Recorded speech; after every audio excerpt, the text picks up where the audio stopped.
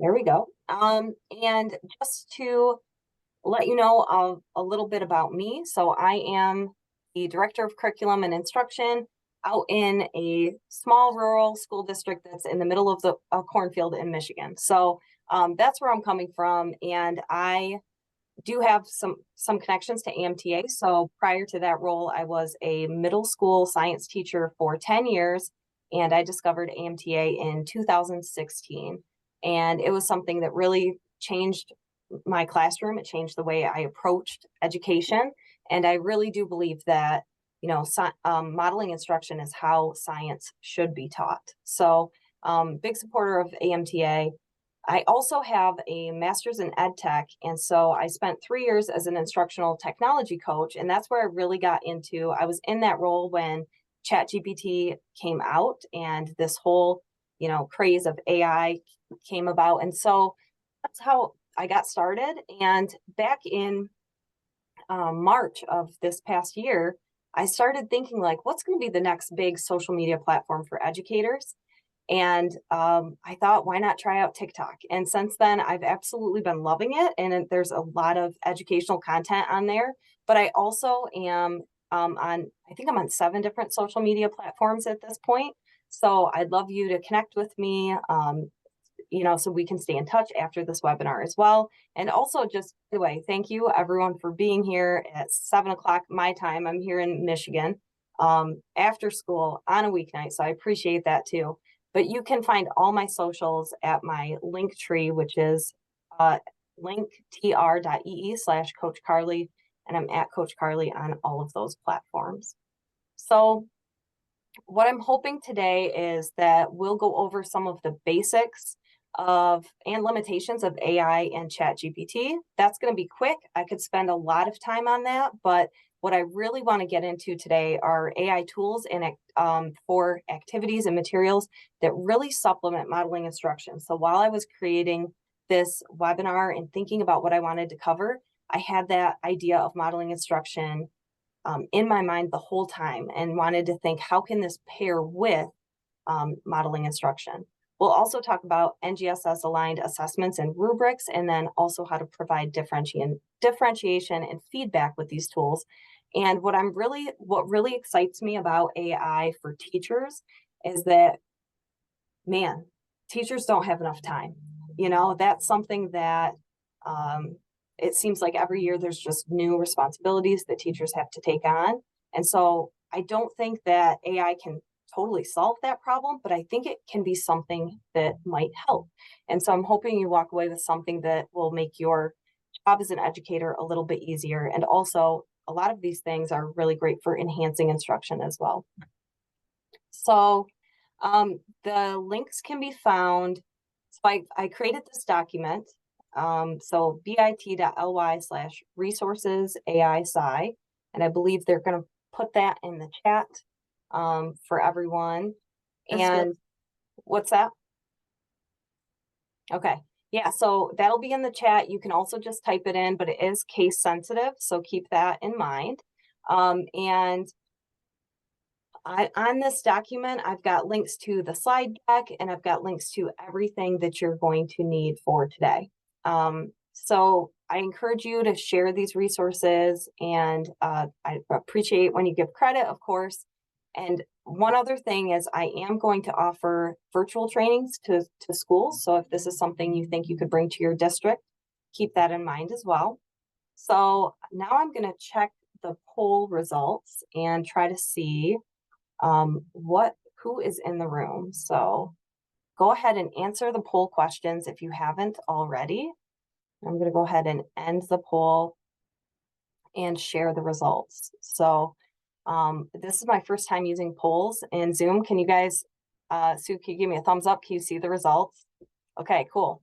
So it looks like we've got a lot of high school physics, physical science, a lot of high school teachers, a couple middle school, some admin, awesome. And then also, as far as I wanted to know what our familiarity with ChatGPT was. So it looks like most of us have used it a few times, and there's a good chunk of us who have heard of it, but maybe haven't used it. And then we've got some people who use it weekly and daily. So that's really cool. So thank you for giving me that input and those results. I am going to go over some of the basics, so some of the basic differences between AI and ChatGPT, just because a lot of times these terms are used synonymously and used together, and they are different. So AI is this really broad, large category of anything really when a computer or machine processes information and acts on it similarly to a human. We call that AI, and that's been around since the 1980s. So it's been around for a while.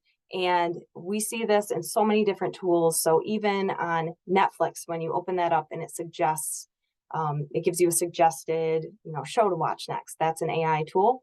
When you're texting on your phone and it's trying to tell you what's the next word that can come up, that's AI. So that encompasses a ton of tools. ChatGPT, this stands for, the GPT stands for Generative Pre-trained Transformer. And so it generates words. So it only does language, and it's not good at math, which we'll talk about later, because of that fact. It's pre-trained on language from the internet up to 2021. So it's just this huge, it's trained on a huge bank of different words that it's scraped from the internet, but it's not current. So that's something to keep in mind. And the transformer, it means that it uses neural networks in order to kind of process like a human would. And that is, ChatGPT is newer. So it was launched in November of 2022. And one of the reasons why it was so different and such a big deal is because of the huge bank of words and language that it has been pre-trained on. And ChatGPT is a singular tool. So we're going to talk a little bit about the basics of it. So I would like you to use the chat for this. So find the chat. You should be able to see it at the bottom of your screen. And we're gonna do a little activity. So see, I'm gonna show you a image, all right? If I were to say peanut butter, what's the first word that comes to mind? So go ahead and type that in the chat. All right, nice. I like that there's some different answers here. That's something important that I'll bring up in a minute. So peanut butter and jelly, right? That's what comes to a lot of our minds. Some people had some other ideas. Let's do another one. So we've got salt and nice. Okay, a lot of peppers, some pepper. Okay, salt and pepper. Yep. And then what about this one? So this is supposed to be spaghetti. Spaghetti and okay. So there were some different responses here. I was going for meatballs, and this demonstration is an extremely simplified version of what ChatGPT does. And especially with that last example, when I asked, when you thought about spaghetti, you might have thought of, some people put pesto, but you might have thought of pasta sauce, cheese, meatballs, and you had to think of all those different options and then wonder, what is she looking for? And that is exactly what ChatGPT is doing, right? It's trying to think about what word might come next, and then using context, what's the word that this person is looking for? And again, that's very simplified, but that's an analogy to show how ChatGPT works. And it can do a lot of things. So a lot of people call this the B- tool, which I think is great, because it can do a B- job on a lot of different things. So it can score a B- on an MBA final exam. It can write about a B- essay. It can help you do lots of fun things. I've used it to help plan vacations, create fitness, meal, health plans. It can write code, and it can help teachers, right? It can help teachers write lesson plans, generate ideas, create assessments, differentiate, and more. And ChatGPT and similar tools. So there's other ones like Google Bard is another one. Claude is another. These are all called large language models. And, at AMTA, we know models and we know how models work. And so I think most of you will probably recognize this quote. All models are wrong, but some are useful, right? And because ChatGPT is a model, it's a large language model, this rings true for that as well. So ChatGPT is wrong, but it's also useful. So there's a lot of limitations to ChatGPT, and it's just important to keep those in mind, but still keep, sometimes when people use ChatGPT for the first time, they're like, they get frustrated because it might not give them exactly what they want. But what I want to point out today is the ways that tools like this can be useful. So limitations are important to note. AI generated content can be outdated and biased, especially because it's based on information up to 2021. And there have been multiple studies showing that it can be very biased. So there's checks in place to try to work against that, but it's still something to be aware of. This is the official term for when ChatGPT gives false information, it hallucinates. And so this is inaccurate or made up information. Before telling you it doesn't know, it'll probably just make something up. So it's always important to check for accuracy and revise. And then especially if you're using it to generate writing, it's really important to think like, does this sound like me? And is this reflective of something I would normally produce? A couple other important things, especially for teachers: don't use personal student information, including last names. And then there is a minimum age of 13, and actually parent permission is required for students under 18. Okay. Now I could talk for the whole time just about ChatGPT, but this is going to be a quick overview. And speaking of limitations, ChatGPT is actually getting worse, especially ChatGPT 4. So I would not recommend, I do not pay for ChatGPT 4. I use ChatGPT 3.5. And, the model is getting substantially dumber is what reports are saying. And so just keep that in mind, the limitations while you're using these tools today. And AI cannot replace you yet. It's not even close. You're the expert of your classroom. And I heard this quote the other day, and I just thought it was so powerful. Teachers guide the social process of learning, right? And there's not a machine that can do that, right? So yes, Phil, we have some time before the robots take over, for sure. And it can't do everything. And there are actually very few things that it can do perfectly. One thing it does very well is it can be your brainstorming buddy. And it can really help get you outside of your normal thinking patterns. And that's my favorite way to use it. It's rare that I take something from ChatGPT and just copy and paste it and call it something that I made. That's not very common because it does a B- job, right? But it can help you think outside of your normal thought patterns. And the conversation of, well, it could be a great brainstorming buddy for our students too. That's a great topic, and that could also be an entire session that we talk about.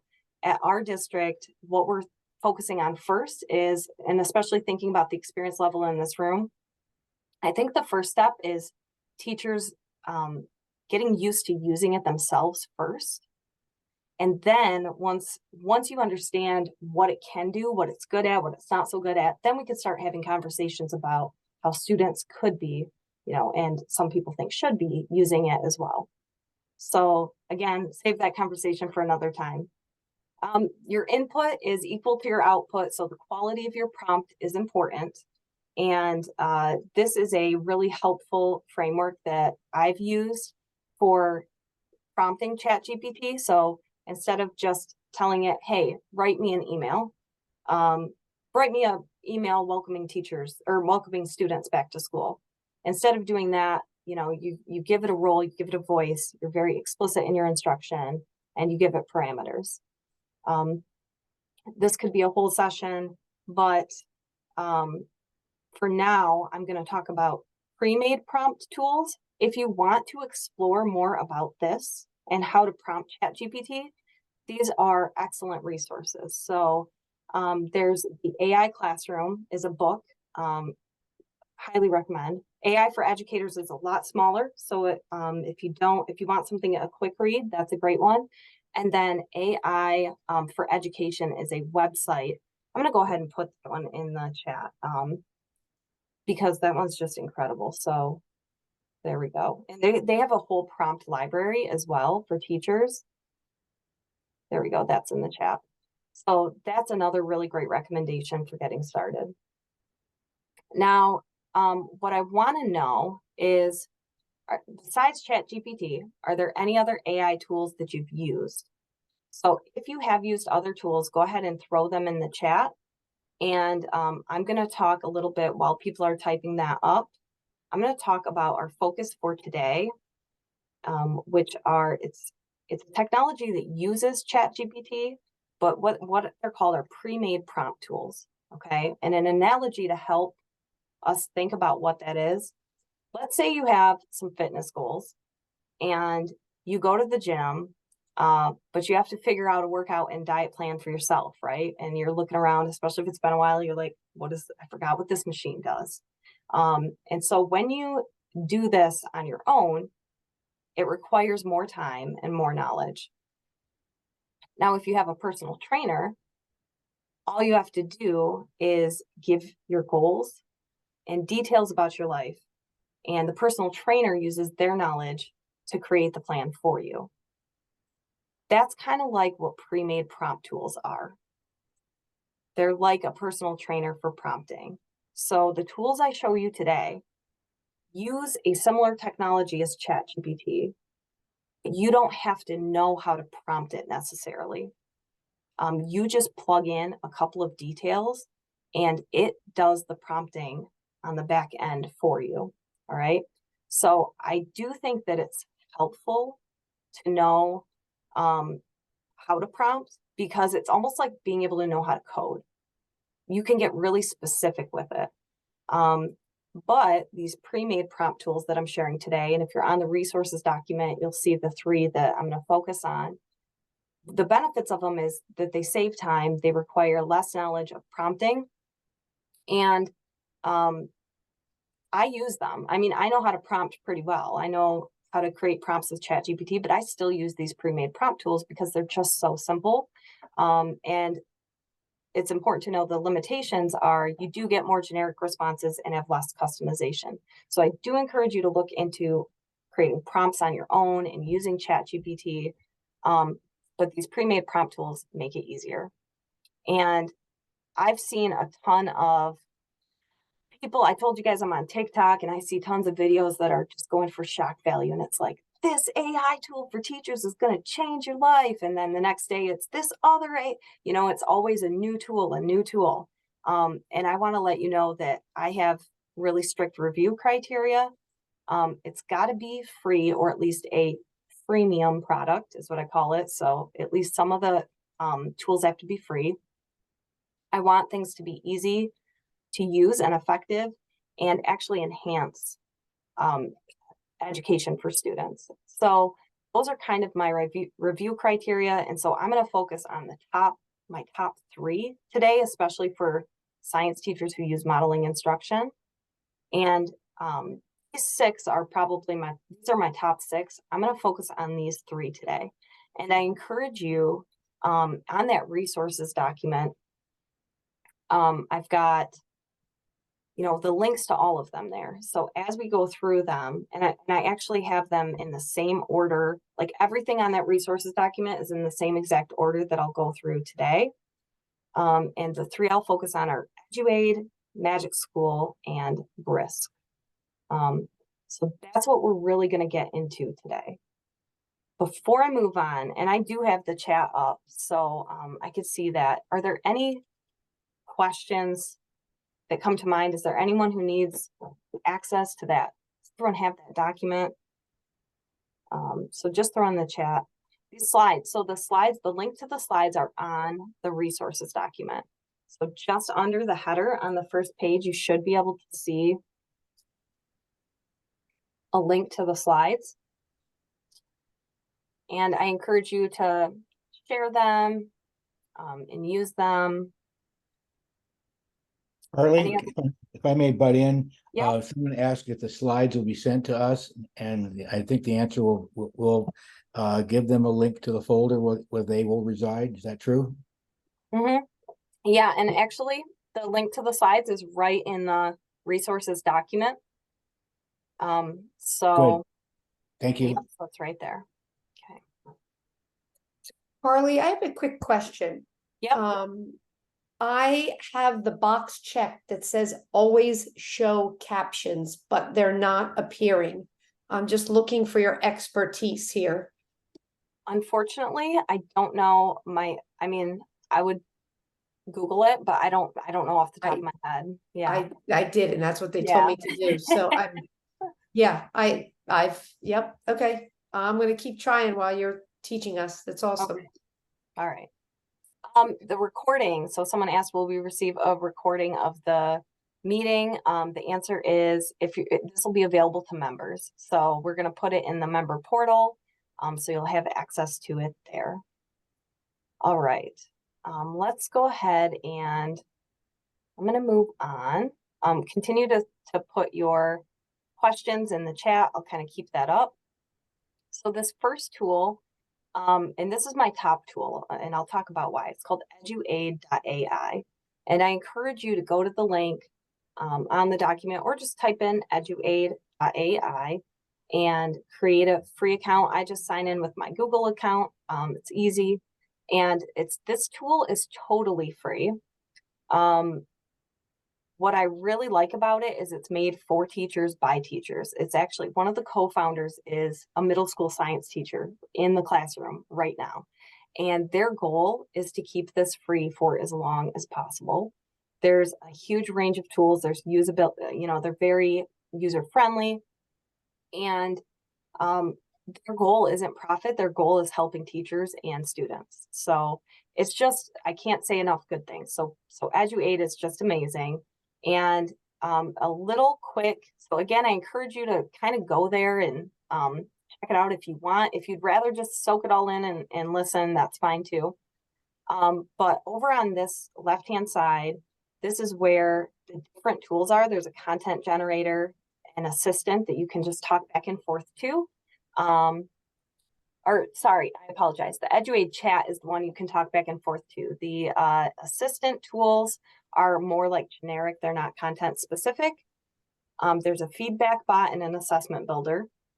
I encourage you to check out all of these. But what I'm really going to focus on is the content generator tools today. And within that, I've got, I want to talk about how you get to choose your subject area and you get to choose your grade level as well. And one thing I've noticed is that I was talking to Erica Pastuma about this, and sometimes the questions aren't robust enough. And so a tip is to just like kind of up the grade level to make them more challenging. But you can also, as you can see, you can star your favorite tools. So if you're kind of following along, I encourage you to go ahead and star those tools that you like best as we go through these today as well. So let's see. Oh, and then here's another important area to note. So right here, these are like the different categories for resources. And on the document that I've got for you all, the resources document, I tried to really clearly show like go here and then go here to get to this tool. And I'm hoping that that helps even after today when you go through and explore this. This space over to the right is called the workspace. And how EduAid works is when you put in a prompt, it'll just start generating things over here in the workspace and it will just keep adding to the bottom. So those are the basic, that's my basic kind of introduction to how this is laid out. And I love so many of these tools, but I only have time to go over my favorites and the ones I think most align with modeling instruction. And so the first section, the first few I'm going to go through are on this planning section. So you'd go to content generator and then planning. And I'm going to talk about the engagement activities tool, the learning target and success criteria, and then the 5E lesson plan. And I'll start with the 5E lesson plan. So you can see that I am using the 5E lesson plan down here, and I'm going to type in a learning target. And this is a really common learning target that a lot of physical science and physics teachers will recognize. So creating an investigation to determine the speed of a moving object. And I just want to show what it comes up with over here. And my point of showing this is just how aligned it is with modeling instruction. What it came up with, this investigation, is pretty similar to that first investigation of finding speed in modeling instruction. So if I know we all have different standards and different things we have to do in our buildings, and depending on what state you're at, and sometimes you have to teach something that might not be in the curriculum. So this is a great way to kind of supplement and get ideas.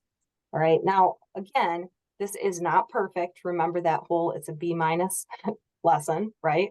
But it could give you ideas and start pointing you in the right direction. So the 5E lesson plan is a pretty helpful tool. Next one I'll go over is the learning target and success criteria tool. And for this one, it's not, I put in my learning target. When I put in a big standard, the NGSS standards are just so robust and big and encompassing so many things. So I find that it works better if you put in a learning target, but here's what this tool can do. So it breaks down these different success criteria. And off of this one learning target, it came up with these 5 very specific things that if a student has got this, right, these are the different like steps along the way. So I like this tool a lot for scaffolding because it can help you think like, all right, so if they're struggling with this investigation, do they know what the key variables are for measuring speed, right?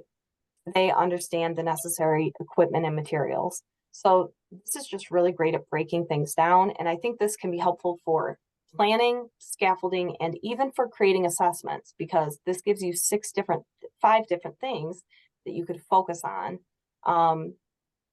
when you're, creating that assessment. And you can copy things directly from the workspace. Yeah, thanks, Phil. You can copy things right from the workspace, and you can actually even edit right within there. So I could go in there and click around and start typing and change it. That's what this toolbar is up here too. You can even, make a heading or a header. So that's a really great tool. And then, yeah, so what are SEPs? Everyone's got different. Science and engineering practices. Oh yeah, okay. Yep, so yeah, definitely. It's the I can. Yep. All right, so another really great tool is the engagement activities tool. And you'll notice, again, these are not all winners, but I'm gonna point out the ones that I think are really valuable. So for this one, I just gave the topic, not the learning target. So you'll see, I just put in, I think I just said finding speed. Yeah, find the speed of a moving object. So it's a little more broad. And again, it adds it to the bottom of the workspace, and it gives you some would you rather questions, a few activities you could do under 5 minutes, some riddles, and some thought-provoking questions. And I like the would you rather questions. I feel like those could be really interesting hooks to kind of get students engaged at the beginning of the lesson. Now the activities under 5 minutes, I don't know about that. Like I didn't really like those. The riddles, it would have been nice to have some answers for, I guess. And then some of the thought-provoking questions were cool. I don't know how related they are to speed, but it just kind of, again, pushes you outside of your normal thought pattern. So you see how I'm editing like right within that workspace, and that's kind of a nice thing about it. You can also save things right within EduAid and then get back to them. So it's a good tool. Any questions on those? I think I went over 3 things there. Okay. I have a quick question. Sorry. So I tried, because I'm trying to follow along with what you're doing. So I tried clicked engagement activities. I typed in topic or keywords, find the speed of a moving object. And then the would you rather questions, like one of them says, would you rather have the ability to speak and understand all languages or be able to talk to animals? Interesting. So is that like a limitation that you were mentioning earlier, or did I do something wrong? What do you think? So, nope, you didn't do anything wrong. And thank you for asking the question. So sometimes I just delete it and regenerate. The people who've used ChatGPT too, like sometimes I'm using ChatGPT and I'm just like, man, it's having a bad day. And I'll try it again in an hour and it'll work much better. So sometimes that's and with if you had ChatGPT, you could talk back to it like a person and be like, number one doesn't make sense. Make these more related to science, you know? So that's an example of where if you use ChatGPT, you can really customize it. With this, you are more likely to get some odd questions like that. So, or odd suggestions. Yeah. So thank you. All right. I'm going to go into the next section where we're looking at information objects. And one thing that I thought would be great for science teachers is this list tool. And what this does is it'll just give you a ranked list of whatever you want, and you should check it. But I think this could be used as an attention getter, but also as a brainstorming tool for phenomena. Cool, yeah. So yeah, Jessica's talking about phenomena as well in the chat. So yeah, I had it come up with the 10 fastest animals, and to go back to Frank's point, I did this twice and it came up with slightly different list each time. So again, you want to look through this, but it just as far as brainstorming, you know, this is kind of cool. It kind of helped me out there. So any type of ranked list, it can help you with that. All right. So not to Yeah. interrupt you, No, I tried clicking enhance because I wanted to see what would happen. It Yep. changed, I put in what you put in, find the speed of a moving object. It changed my statement to analyze the rate at which an object moves by calculating its speed using appropriate units and formulas. Mm-hmm. And then everything that it added to the workspace is totally relevant to what we would be trying to do. Yeah, so this enhance, thank you, Frank. This enhance button is it's like an AI tool within AI. So it will actually take what you type out and it will like make it sound a little more formal or specific. And I've noticed many times it helps. I've noticed sometimes it doesn't. Sometimes it makes it worse. So playing around with it is a great idea. And I'm glad you brought that up because I should have said that back when you did the first question of how you can, you know, if it doesn't work one way, try that enhance, and that may help it, may make it worse. And Larry asked, have I encountered hallucinations within this tool? Yes, I have. Yep. It has made up information. So you want to check it. It's you're always going to be the expert of your class. Okay, so I'm excited about this one. So in the independent practice section, I actually reached out to the founders and asked them, it's like, hey, I'm giving a presentation for this group of science teachers. What would be really cool is a claim evidence reasoning tool. And they made it. So it's not perfect. And in the feedback form, in the exit survey, I encourage you to actually tell me if you have feedback on that tool or any of these, because this EduAid company is so responsive to, they want to know what they can improve. So there's this claim evidence reasoning tool. And actually, I think I'm going to skip past the supplemental worksheet because I found something I like a little bit better. But this isn't supplemental worksheet tool. It's not bad. It can create, you know, kind of stuff that might be considered busy work, but it also could be good review, additional practice, or if you have a sub. So check that out too. But the claim evidence reasoning tool is pretty awesome. And my tip is to be as specific as possible and try it out multiple times if you don't like it. So I actually did use the enhance tool for this. So I was talking about calculating speed, and it's again putting it down here at the bottom. and it gives a scenario about, different competition with different cars, and it gives the distance and time and asks them to write claim, evidence, and reasoning statement based on that. And at the bottom, it'll actually say, it'll give you a rubric too, and then it will tell you, so it says like note for teacher, there it is. It says note for teacher, delete the claim, evidence, and reasoning sections to turn this into an assignment. So basically what it does is like gives you what it thinks the answer is. So right up here, let me keep going back.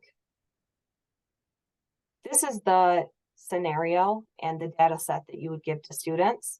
And then when it gives the actual claim, evidence, and reasoning, that's what it's saying is the right answer. And, depending on how you do things in your class, you might want them to actually write out their evidence and not list it. So again, this isn't perfect, but as far as getting you to think outside of your normal thought patterns, I think it's a positive tool. And always check the math from any large language model, because it is not great with numbers. It sometimes gets close, but it's not always perfect. But yeah, it helps you think outside of your thought patterns. And going back to a hallucination, that just cracked me up because this is based on the internet. I was asking it about make a claim, evidence, reasoning prompt about the reason for the seasons. And it came up with the answer of the reason why we have the seasons is because of Earth's elliptical orbit. And that there's a whole lesson in the middle school modeling about how that's not right, but because so many people on the internet think that that's how it works, that's how this tool thought that it worked. Large language models. Yep. Yeah. So that's a question. Yeah, go ahead, Nicole. The at the very bottom of the claim, evidence, reasoning, it says note for teacher to turn this into an assignment for students. Please delete the claim, evidence, and reasoning section. So what is it, like the whole thing? No, so right here, the scenario and data set, that is what you would give to students. Okay. Where it says claim, evidence, and reasoning, this is what it's telling you is what the answer key is. So it's telling you, yep. Okay, got it. Thank you. Remove that section, yeah. So I would especially like feedback on this tool, and I think EduAid would as well, if you play around with it. And feel free to email me. My email is in my link tree. It's just coachkarledelo@gmail.com. So you can also email me if in a couple weeks you're like, hey, I've got some really powerful feedback for this company. They would love to hear it. All right, so I really want to get to some of the other tools. So besides EduAid, even though, like I said, EduAid's my top tool, in the cooperative learning section, there's all of these gamification tools. And so what I really like about these is, I've really dug into cognitive science and what makes learning stick, right? So I've read Make Learning Stick or Make It Stick, and Powerful Teaching is another similar book. And we know that retrieval practice and getting students to pull out the information, pull it out of their brains instead of always trying to cram it in, we know that that is something that really helps make learning stick. And I feel like these tools, these gamification tools, just make it a little easier. So I'm going to show in this slide the Jeopardy style game, and it will come up with, and for this one, try to be specific. I kind of put a lot down here in the topic or keywords. So be specific, give vocabulary words.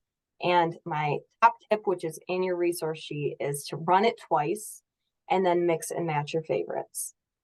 So it's giving me the different values and the different questions. And sometimes, so again, you remember how I said sometimes it's like acting funny? Sometimes it gives me the answer key, but it didn't when I recorded this. So yeah, sometimes it does, sometimes it doesn't, but you'll be able to figure out the answers too. So I really like running this one twice. And obviously this isn't a Jeopardy game you could show your students. You'd have to copy and paste it into a slide deck or whatever you use. But helps you get started, helps you think outside of those normal thought patterns. With the bingo game, that one's more vocabulary based. So just keep that in mind when I put in like Newton's laws of motion and added some vocab words, that did a really good job of creating a bingo vocab game. But when I did like speed, velocity, and acceleration, it really struggled. So, all right.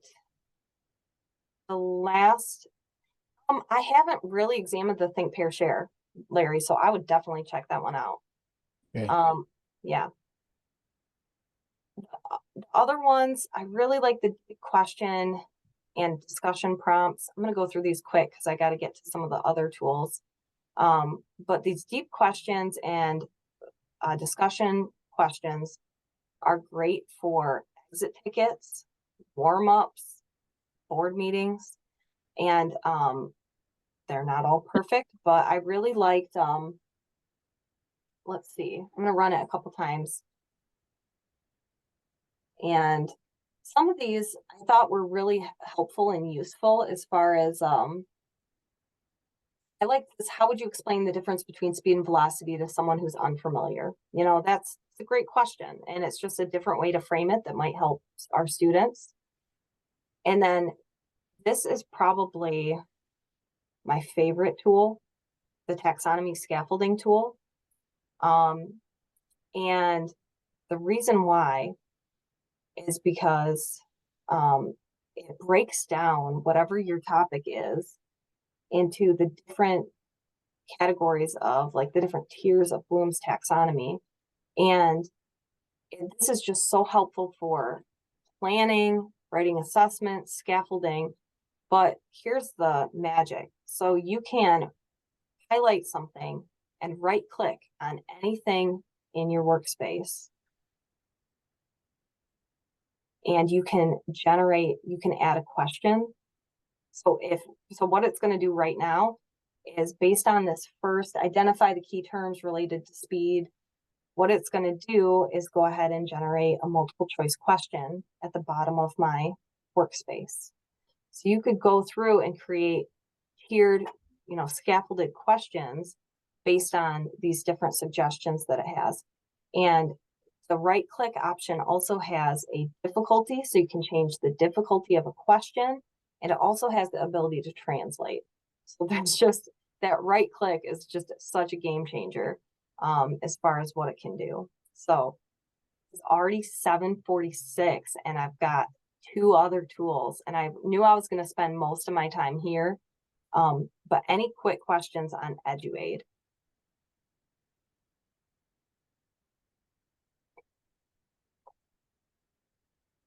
Okay. I'm going to move on to my number. And again, I encourage you to check out all of the things. My number 2 tool is Magic School. This is 100% free right now. It also will let you star your favorites. And I think that they are going to start doing a freemium model soon, meaning that they're going to start, some of these will be available to everyone, but some of them you'll have to pay for. And I will say, like, a lot of these companies want to do the right thing, but are running at a deficit because it costs a lot of money to have these tools up and running. So I think that Magic School is going to really try to keep it affordable and try to keep it accessible. These are probably my top 8 tools, and I won't even have time to do all of those. But here is the Make It Relevant tool. And with Magic School, it's different. The layout's totally different. There's a search bar at the top. You can scroll through all of them. And it also has a AI coach named Raina. So she's like an instructional coach, and it's talk about a brainstorming buddy. That one's really helpful. So this Make It Relevant tool is one of my favorites because this can also help you think of phenomena. And what I really like about it is you talk about what you're teaching, but you also tell it what's a little information about your students. And I talked about how we're from a rural farming community, in mid-Michigan.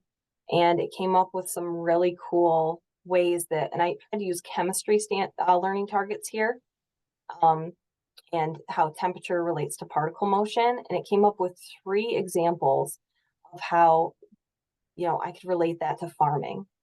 And so that's powerful. You can also put in things like, my students are interested in video games or TikTok or social media, and it'll come up with ideas. But for science, I really like the location-based stuff. I found a lot of power there. So again, this can help you generate phenomena for something that you're doing, but that is like locally based, right? And another great one is the rubric tool. I think that there's a lot of tools that have a rubric generator. I think Magic Schools is the best I've seen.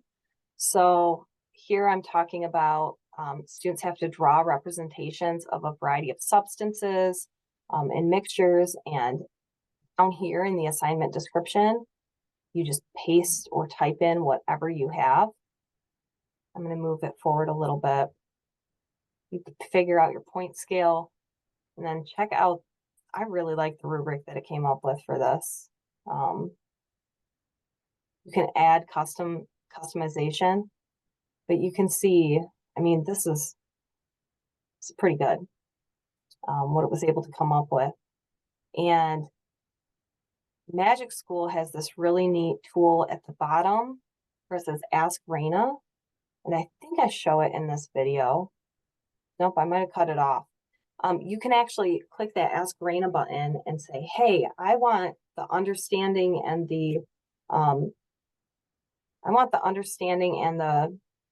clarity of description sections combined. You could say that and it'll make the change for you. So you can really customize this. A couple others worth noting is the common misconception generator. And so you just I recommend paste in your whole standard, not just the code, and it'll give you the top 3 common misconceptions. And this is great for new teachers. This is great for anyone who's switching to a new subject area. We try to keep track of what are the common misconceptions, but sometimes, I thought these were pretty good ones too. So that tool for science teachers. And then finally, as a middle school teacher, this one really blew my mind. So it's the 3-dimensional science assessment generator. And I used a biology standard here. And I talked about, it's a standard about ecosystems. And I wanted it to create a data table. And it'll come up with a data table that students would then have to analyze, and then comes up with questions related to that. So sometimes students just need more practice with a certain, concept or topic or idea. And I feel like getting that sample data set is sometimes really time consuming or challenging or costs money because you have to purchase, question sets. And so this is a good start. I ran it through, I did some chemistry stuff and I texted it to Erica and I said, hey, is this good? And she said, it's a little too simple for my 10th graders. So that was some feedback that she had that I'm going to pass along to Magic School. But I know that for when I tried this with some 8th grade standards, I was really impressed with what it came up with. So I really like that tool as well. So are there any questions about, I'm going to open up the chat. I see a couple people typed in some stuff. Yeah. Any other questions on Magic School? Some good stuff there.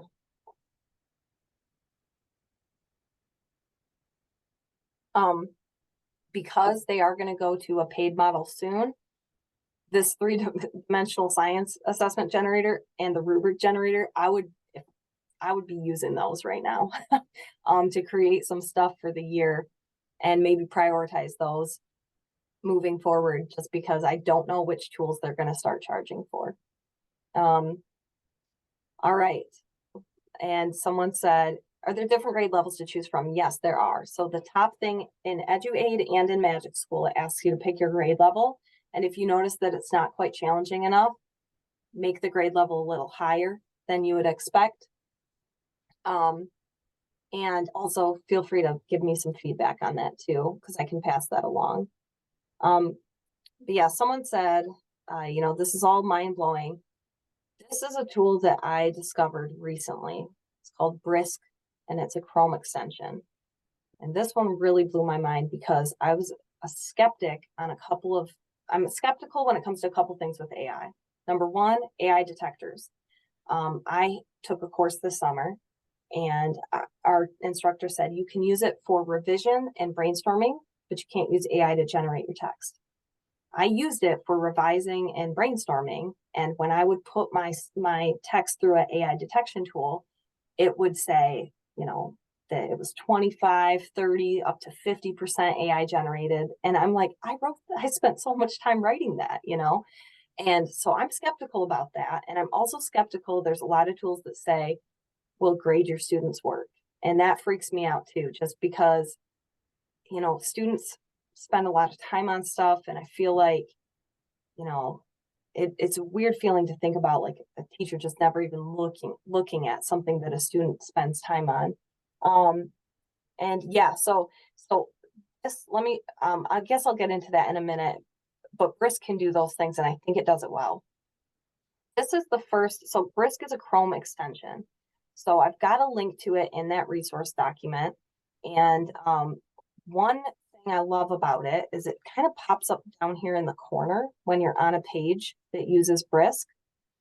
And so I'm just pulling up, I see a lot of possibilities here for science teachers because I'm pulling up an article from, looks like it's from CNN. And what you can do is go over here to Brisk, because a lot of times in class, we do want to bring in current events, and but sometimes the reading level is too high. And so first of all, Brisk will tell you what the reading level is of the article that you're on. But then you can change it. And let's say, you might have 10th graders, but you might have some struggling readers. And so, why not bring it down? Why not have an option that's more at a middle school level for students? So I just asked it to change that article to a 7th grade reading level, and it opens an entire Google Doc. Like I did nothing. It has a link to the original article. So talk about making current events more accessible for students. And then what I did is I took the whole article that it changed to a 7th grade reading level, and I asked it to make a quiz about it. So I just pasted it right in the extension, and it's going to give me 10 comprehension questions. So think about, like, after they're done with the quiz or test, right? Find a really cool article about a current event, and they could do this. This is something they could do after that. I thought about sub plans. I'm like, oh my gosh, this would have been so nice, creating those sub plans to give, or always have something that, okay, we finished early. Like, here's something that we could look at and explore. So I really like Brisk's feature of leveling text, and it'll do it all on a Google Doc for you. But it also works within Google Classroom, Schoology, Blackboard, Canvas, and it will do AI detection. And again, that's something I've been skeptical about, but I like how it does it. So I had it analyze something that I wrote myself. It says AI writing unlikely. So that was accurate. I had it check something that I used very little AI to revise, and it also said unlikely, but it was a little higher than the first time. Okay. But then when I asked it to look at something this was fully generated by ChatGPT. Yeah, this was all ChatGPT, and it said it was likely. But what I really like about this is at the bottom it says these are imperfect, but display an estimation. And there's even an FAQ. So I see a lot of times with AI detection, people are like either, yes, it's the best thing, or no, it's terrible. I think the reality is probably somewhere in the middle. I do think there's a place where it can be helpful, as long as it's not the only thing that we're using. So that is something that Brisk can do right within Schoology, Google Classroom, Blackboard, and Canvas. And then it also can help provide feedback. And I talked about how I don't, idea of AI fully grading something is a little, I don't know about, that makes me feel a little funny, but what this does is it doesn't grade it, but it gives individualized feedback. It'll give a glow, a grow, and a wondering. So what's a glow? What's something really great about this writing? What's a grow, and what's a wondering?